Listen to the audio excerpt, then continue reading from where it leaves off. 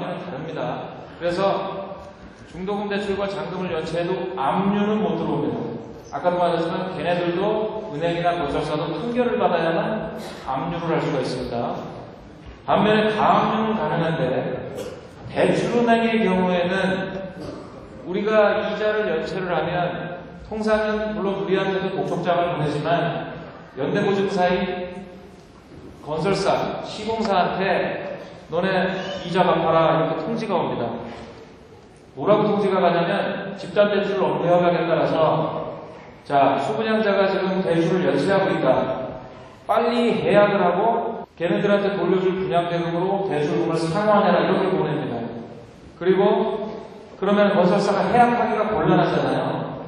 곤란하거든요. 지금 재분양이 안 돼서 해약을 안 하면 어떻게 해야 되냐면 어차피 나중에 연대보증 책임을 지기 때문에 이자라도 대납을 합니다. 이자라도.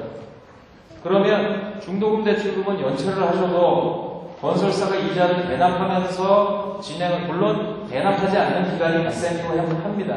그렇지만 대납을 보통은 하기 때문에 가압류를 잘 안 합니다. 은행이. 반면에 건설사는 조금 다릅니다. 건설사는 잔금 채권을 가지고 있어서 청구를 해서 판결받아야 압류가 가능하지만 가압류는 판결을 안 해도 가능하다 그랬죠. 소재기 전에도. 그렇기 때문에 가압류를 하는 경우들이 있고 실제 우리 수분양자 원고들 중에도 가압류가 들어왔다는 분들이 있습니다. 근데 건설사는 은행과 다르게 채무부존재 소송이라는 게 없어요. 지금 건설사 상대로 하는 계약 취소 해제 소송이 채무부존재 소송이에요. 왜냐하면 취소 해제가 되면 잔금 채권이 없는 거거든요. 건설사는 채무부존재 소송이라는 형태의 소송을 못합니다. 그 소송을 하면 이건 다 돼버려요. 그래서 건설사에 대한 채무부존재 소송은 지금 우리가 하는 소송입니다. 그런데 이 소송을 백날해도 건설사가 가압류할 수 있습니다. 은행과는 좀 다릅니다. 그런데 그러면 건설사가 이 많은 지금 여기 와 계신 분만 해도 이제 뭐 1000명이 넘을 텐데 실제 수분양자가 뭐 6000세대, 7000세대인지 잘 모르겠지만 그렇게 되는데 각 단지별로도 뭐 1000여세대가 될 텐데 이 수분양자들을 상대로 전방위적으로 잔금 채권을 행사하기 위한 가압류를 못합니다. 비용이 많이 들거든요. 그래서 주로 이제 좀 압박용으로 소수의 인원을 선별해서 한다고 보시면 됩니다. 가압류가 들어오는 것은 가능하나 가압류가 여러분들 생각처럼 그렇게 무섭게 들어오지 않는다. 네, 어느 정도 안심을 하셔도 된다. 이 정도로 보겠습니다. 두 번째, 가압류를 피할 수 있는 방법이 뭡니까? 하나입니다. 하나. 가압류를 피할 수 있는 방법은 재산을 처분하는 겁니다. 처분하는 거. 매매나 증여나 뭐 보험계약 같은 건 해약이나 또 만약에 급여 가압류를 피하려면 퇴사하면 되죠. 대출금의 경우에는 채무부존재 소송도 가압류를 피하는 방법이 되겠죠. 네, 그 정도. 세 번째 질문은요. 이런 판결이 났는데 입주거부는 잔금 납부 거부를 의미합니다. 간혹 가다가 변호사님 잔금만 납부 거부하고 입주 거부하면 어떻습니까? 이래요. 잔금은 내고 일부러 등기 안 받는답니다.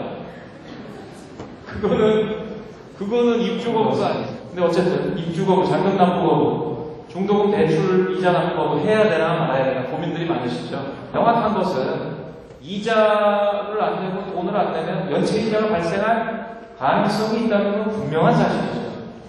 그건 분명한 사실입니다. 그래서 위험 부담은 감수하면서 하시는 겁니다. 근데 이제 왜 그러면 잔금 납부 거부, 입주 거부 하느냐? 그건 여러분들이 잘 아시지 않습니까? 그거는 버티다 보면 뭐 대신 갚아줄 거기 때문도 있고요. 또 그 한편으로는 자금 압박 간다 그랬지 아까. 해약 요구 들어가고 대신 연대보증 상환 압박 들어가기 때문에 건설사가 유동성 압박을 많이 받기 때문에 이제 건설사가 이자라도 대납하는 문제가 생기고 그래서 엄청난 자금 압박을 받을 수밖에 없어서 또 해약자를 또 해약을 해야 되는 사례가 생깁니다. 그렇습니다. 건설사가 나중에 해지를 하면 건설사는 위약금 10%만 띱니다. 나머지 손해배상 청구를 못해요. 위약금은 손해배상액을 예정한 것이기 때문에 손해배상액의 예정은 그 이하의 손해가 생겨도 10%를 띄는 거고 그거보다 초과하는 손해가 생겨도 예정 금액만 띄는 겁니다. 그러니까 위약금 10%를 넘어가면 안 되기 때문에 어느 단계까지는 건설사가 참다가 해제 통지를 보낼 수가 있습니다. 그래서 입주 거부나 대출이자 거부는 건설사를 압박하기 위함입니다. 말하자면 우리만 당할 수 없기 때문에. 그래서 위험부담은 따른다는 분명히 아셔야 되는 것이고 중도금 대출을 연장해야 됩니까 말아야 됩니까 이런 질문들도 있는데요. 중도금 대출 연장을 안 하시면 이런 문제가 있죠. 일단 대출 만기가 도래해서 그동안 나눠서 갚을 수 있었던 대출금을 다 갚아야죠, 이제. 일시 상환을 해야 된다는 것이기 때문에 그만큼 연체이자가 커지죠. 왜냐하면 연체이자가 붙는 금액의 원금이 커지니까. 그리고 은행에서 그 내부 기준에 따라서 3에서 6개월 이내에 채권 회수 조치에 착수할 수가 있습니다. 가압류가 들어오고 이럴 수 있다는 얘기죠. 그런 위험이 있습니다. 그럼에도 불구하고 연장 거부를 왜 하느냐? 그거는 연장 거부를 하면 연장을 거부하기 때문에 갚아야 될 원금과 연체이자가 커지죠. 그러면 그게 우리한테도 커지지만 건설사한테도 커진다고 했죠. 연체를 하면 건설사한테도 해양요구와 상환 압박이 들어가기 때문에 쌍방이 다 그 압박을 받아서 건설사 압박용입니다. 다만 이때 그럴 때 이제 그런 법적 조치가 들어올 수 있기 때문에 뭐 가압류가 될 재산이나 급여가 뭐 재산이 있거나 또 신용이 중요한 분들이거나 또는 그 해당 대출은행에 예금 적금 같은 것들이 있으면 얘네들이 상계 처리하거나 이럴 수가 있기 때문에 콜라가 그냥 이제 내 돈이 아니게 되어버리기 때문에 그런 분들은 만약에 연장 거부를 하겠다라고 하시는 분들은 채무부존재 소송을 하시는 게 좋습니다. 잔금을 모두 납부하고 입주한 후에 계약 취소 판결이 나면 어떻게 되는 겁니까? 입주가 돼도 계약 취소 해제 판결이 나올 수가 있습니다. 왜 그러냐면 입주를 했다는 게 계약을 인정하겠다는 게 아니거든요. 그게 아니라 우리가 취소 해제 통지를 소장으로 보냈음에도 불구하고 얘네들이 돈을 안 주기 때문에 대출금도 안 갚아주고 돈도 안 돌려주기 때문에 어쩔 수 없이 들어가는 거라서 그거는 계약을 인정하는 게 아닙니다. 그렇게 해석이 안 돼서 그렇기 때문에 입주와 계약 취소 해제와는 관련이 없어요. 6번 이건 신규 소송자에 대한 얘기인데 잔금을 내거나 입주한 사람도 소송할 수 있습니다. 마찬가지로 할 수가 있고 사실 저희가 소송 제기하기 전에 그러니까 계약 취소 해제 통지를 안 보내고 그냥 아무 소리 없이 입주한 분들은 자칫하면 좀 문제가 있을 수도 있다. 계약 취소 해제에. 그러니까 좀 보내줬으면 좋겠다라고 했는데 사실은 꼭 그러지 않아도 가능은 합니다. 왜 그러냐면 그분들이 뭐 계약 취소 해제 될 줄 알고 하는 게 아니잖아요.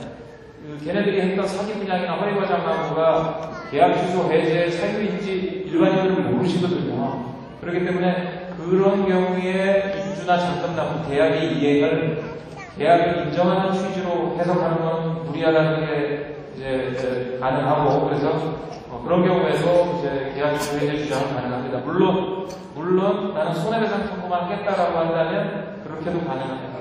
분양가 12% 손해배상을 상계 처리해서 아파트를 취득한다고 가정할 경우에 취득록세를 감액된 금액을 기준으로 납부할 수 있냐? 가능하다.